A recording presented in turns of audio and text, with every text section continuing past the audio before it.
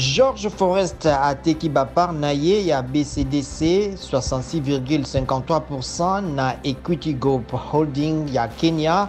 Ntalo na yango ezali 95 millions ya $. Equity Group Holdings ya Kenya nde ekomi nkolo BCDC. Syndicat ebalakisi ba université ya Kinshasa apukine epekisi ba professeur kozongela kotangisa.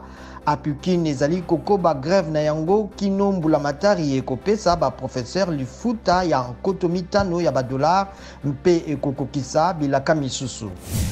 Bayi misala ya petrole basukisi grève na bango na Kasai pe na Katanga ya kala, bayokani na mbulamatari po na ntalo ya sika pe bandimi kosalela to ya $, ya Banque Centrale.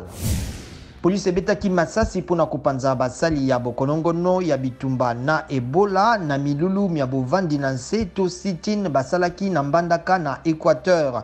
Basali baye bazali kosenga sanza misato ya lifuta na bango.